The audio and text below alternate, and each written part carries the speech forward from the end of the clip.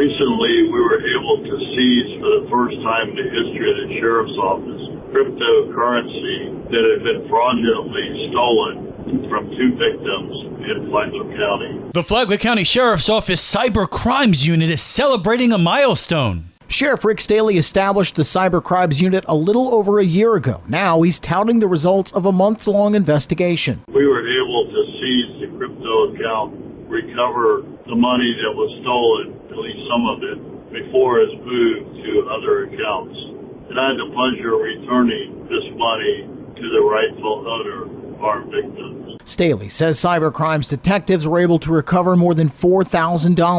For us to be successful, when you realize you have been scammed and money was sent in cryptocurrency because you're following the directions of the scammer, the quicker you report it to us, the higher the opportunity for us to be successful in the investigation. Staley says the unit will be there if you get scammed, but your best defense is to get educated. This is cutting-edge technology that we are using to solve these cases. But the best way to prevent crime is understand how these scammers will try to get you to send your hard-earned money, convert it to crypto, and send it to them. If you'd like to learn more, send an email to communityengagement@flaglersheriff.com. From the WNZF Newsroom, I'm Daryl Moody.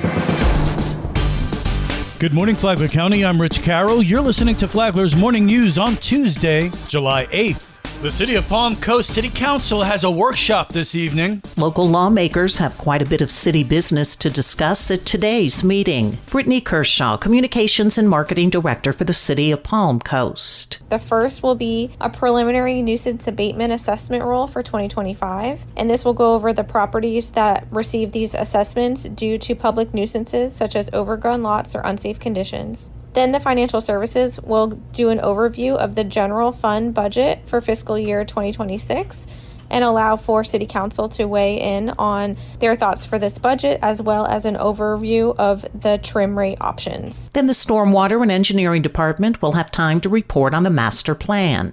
And this will highlight some of the progress on some of the improvements that have gone on, as well as ongoing maintenance initiatives and future plans for the city's stormwater infrastructure.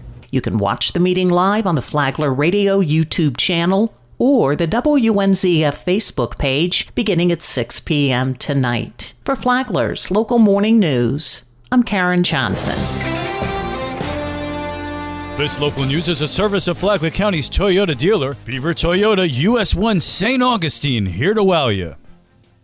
Florida's Department of Education released the latest school grades showing Flagler County schools again earned a B rating for the 4th year in a row. Flagler tallied 749 points, falling 19 short of the 768 needed for an A rating. Several Flagler County schools did maintain their high marks. Old Kings Elementary, Indian Trails Middle School, and Matanzas High School each kept their A ratings. Others, however, declined. Buddy Taylor Middle School and I Flagler dropped from B to C grades. And Imagine School at Town Center, a charter school, also fell to a C. District-wide, students improved in graduation rates, English, social studies, and science, but math scores declined by 2 points. And the lowest performing students lost ground in English and math. Overall, 28 of Florida's 67 school districts received an A, while 31 were rated B. In other news, in Palm Coast, 2 juveniles were arrested after fleeing from deputies on electric off-road motorcycles. The Flagler County Sheriff's Office says a deputy attempted a traffic stop on Palm Coast Parkway after spotting the juveniles riding on the sidewalk. One rider, a 15-year-old, fled eastbound into oncoming traffic and was later located and arrested at home. The other, a 14-year-old, led deputies along sidewalks and roadways before crashing on Whippoorwill Drive. Both face felony charges for fleeing law enforcement, and their bikes were seized. And finally, 2 fatalities occurred Saturday on Flagler County roads. A 78-year-old Palm Coast woman died when she began exiting her moving SUV while turning onto Orion Drive. The vehicle struck a dumpster, trapping her between the door frame and the container.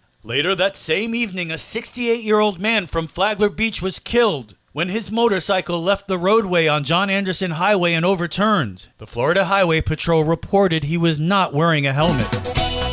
And now you're up to date on Flagler's Morning News. I'm Rich Carroll.